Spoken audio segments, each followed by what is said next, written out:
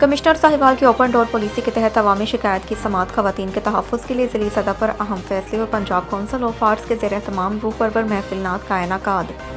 Commissioner Sahiwal division doctor Asif Tufail ने वज़ीर आला पंजाब मरीम नवाज शरीफ के वीएन ओपन डोर पॉलिसी के तहत शहरियों से मुलाकात की और उनके मसाइल सुने। मुतल्लिका महकमों को हिदायत की कि वो अवामी शिकायत मेरिट, शफाफियत और मुकर्ररा वक्त के अंदर हल किए जाएँ। कमिश्नर ने कहा है कि आवाम को फौरी रिलीफ और बेहतर सरकारी सहूलियात की फ़राहमी हुकूमत की अवलीन तरजीह।